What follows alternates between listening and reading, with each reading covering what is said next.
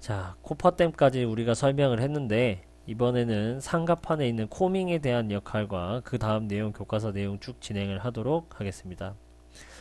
어, 앞서서 이제 코퍼댐이라는 것을 설명을 했고요.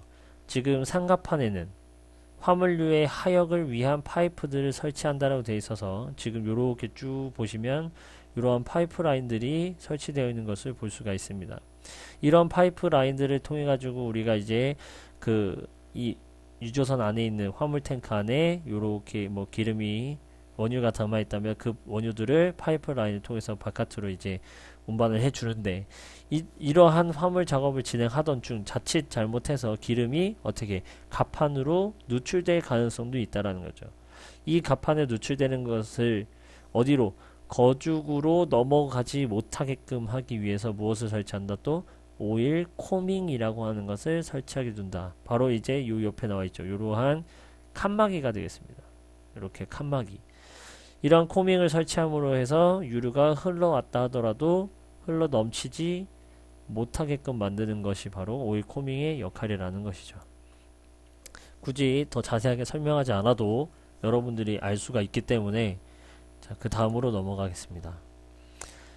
기관실과 화물류 탱크 사이에 화물류의 하역 펌프들을 설치하는 펌프실을 배치하며 이때의 펌프실은 무슨 역할을 한다? 코퍼댐의 역할도 겸할 수 있다라는 겁니다. 전 시간에 코퍼댐에 대해서 이야기를 했었던 것은 그림을 다시 한번 설명해서 보자면 바로 이러한 벽을 설치를 하고요. 또 다른 벽을 설치를 해놓고 얘가 여기에 원유가 이렇게 담겨져 있고요. 혹은 이제 이런 것도 있죠. 청수, 즉 프레시 워터라고 하는 것과 섞이면 되지 않기 때문에 이러한 구획을 나눠준다라고 되어 있었죠. 이렇게 섞이면 되지 않는다. 그래서 요 공간을 활용한다는 것이 바로 이제 여기 나오는 펌프실이 된다라는 겁니다. 일부러 펌프실이라고 해서 일부러 이제 원유 탱크가 있는 곳과 그 다음 프레시 워터 혹은 이제 섞이지 않거나 넘어가지 않는 또 다른 구역과 구분을 지어주기 위해서 이렇게 공간을 만들어 낸다라는 거죠.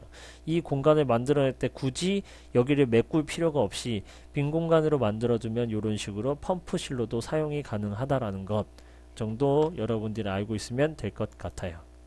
됐습니까? 그 다음에 이제 보게 되면 선박의 화물의 운항 상태에 대한 내용이 나오게 됩니다. 우리가 이제 밸러스트 탱크라고 하는 것을 이제 전 시간 영상을 통해서 설명을 들었습니다. 밸러스트 탱크라고 하는 것은 화물이 비었을 때 이 배가 바다 수면 위로 많이 떠오르게 됩니다. 떠오르게 된다는 것은 결국 무게중심이 많이 올라가게 되고요. 무게중심이 올라간다는 것은 복원력, 즉 배가 기울어졌을 때 다시 반듯한 상태로 돌아오는 힘을 말하는데 그 힘이 어떻다? 많이 약해진다라는 겁니다. 그렇기 때문에 그 화물이 텅 비어있는 구역일 때는 어떻게 한다? 지금 그림에서 보는 것과 같이 이렇게 물을 많이 채워놓은 형태를 볼 수가 있습니다. 이렇게 보이시나요? 여기 부분이 되겠습니다.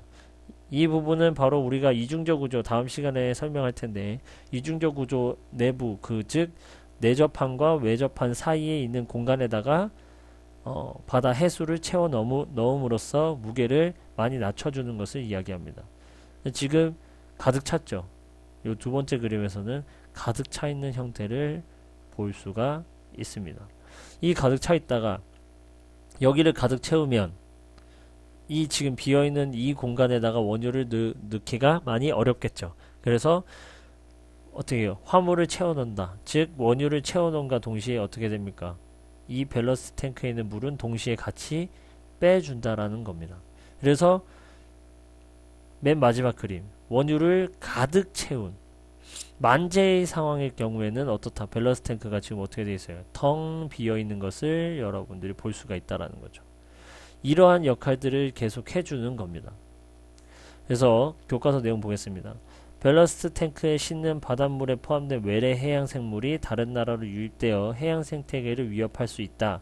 우리가 생각하는 거하고 또 다른 문제가 여기서 나타난다는 것을 알 수가 있어요. 즉 다시 말하면 우리가 출항을 할 때는 안에 지금 원유가 있습니까? 없습니까? 없는 상태에서 출발을 합니다.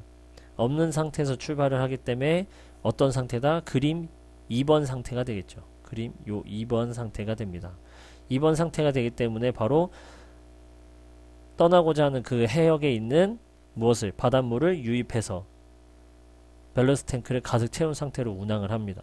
운항을 해서 우리가 원유를 실어야 되는 FPSO한테 간다든지 혹은 드릴십에다가 이동을 했을 경우에는 지금 요 3번과 4번을 거쳐서 최종 원유를 싣고 이제 우리가 도착해야 되는 지점으로 가기 직전의 모습은 바로 이러한 모습이 될 겁니다. 4번의 모습이 되겠죠.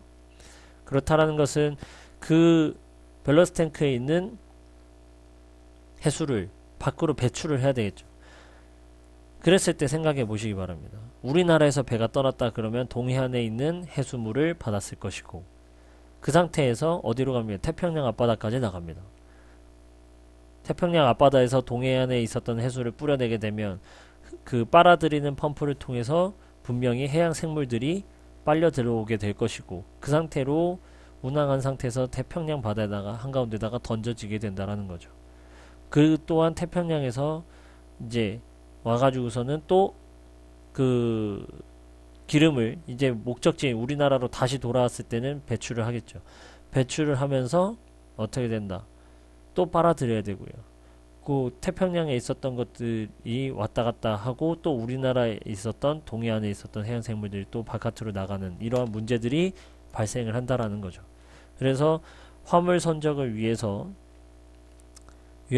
항만으로 들어가기 전 공해상에서 밸러스트 탱크 내 해수를 방출하고 항구 가까이 와서는 공해상 해수를 다시 채우는 과정을 거쳐야만 항만으로 들어가 화물류를 채우고 밸러스트를 배출할 수 있게 하고 있다.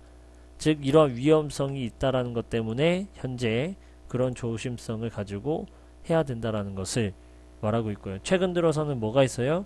그래서 해양생물의 유입이 발생할 수도 있기 때문에 밸러스트 내의 해수 중의 해양생물을 뭐한다? 소독하는 설비도 갖추도록 하고 있다는 것이 현재 선박들에 갖춰야 되는 부가적인 기능이 된다라는 거죠.